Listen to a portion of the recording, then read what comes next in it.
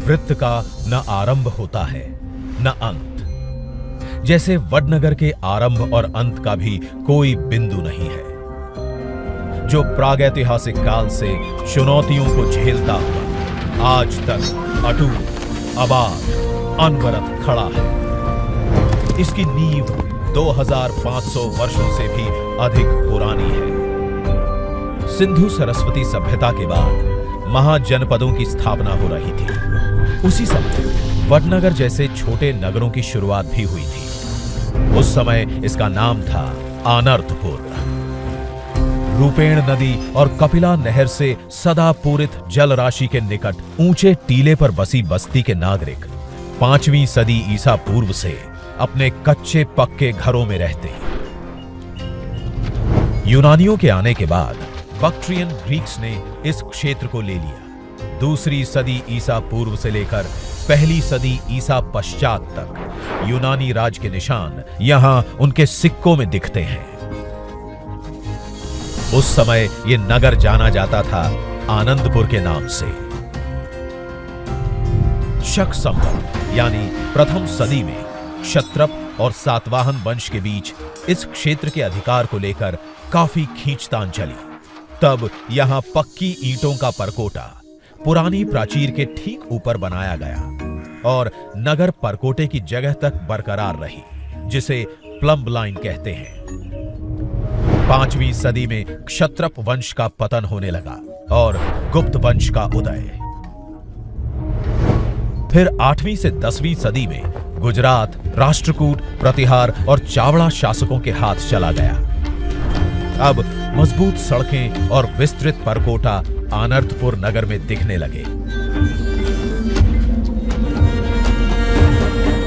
जल व्यवस्थापन के नए इंतजाम होने लगे। 10वीं सदी में गुजरात की बागडोर सोलंकी वंश के चालुक्य शासकों ने संभाली। अब वडनगर को एक और नाम मिला, विप्रपुर। तरह तरह के कारखाने इस काल की विशेषता थे। एक साथ मिली धातु पिघलाने ढालने की 8 भट्टियां इसका प्रमाण है।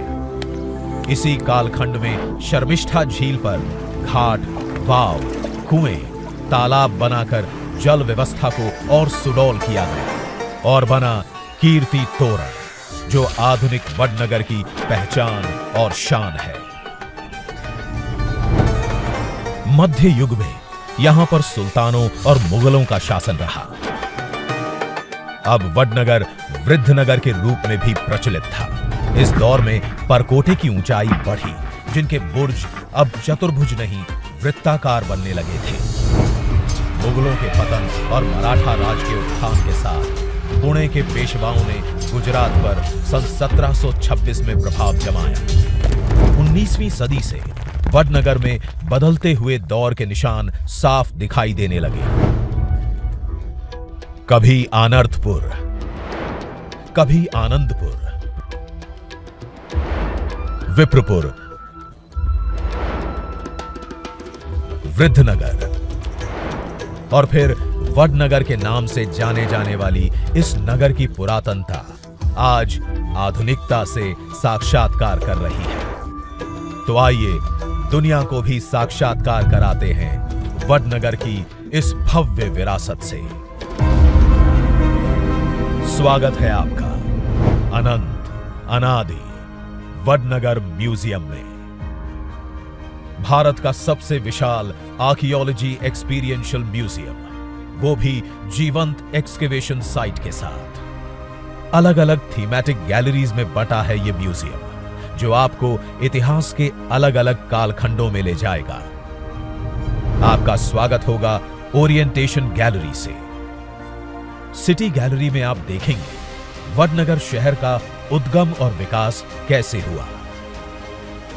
बिलीफ गैलरी में आप देखेंगे कैसे कैसे और कब कब वडनगर अनादिकाल से जैन, हिंदू, बौद्ध आस्थाओं का केंद्र बना। लाइफस्टाइल गैलरी में आप देखेंगे हजारों अवशेष, जहां अलग अलग कालखंड के वडनगर का रहन सहन, वेश आभूषण, भांडे बर्तन आप देख पाएंगे। फ्यूचर गैलरी में आप आने वाले जगत की परिकल्पना देख पाएंगे। फिर आपकी आंखें देखेंगी वो दृश्य जो अकल्प्य होगा।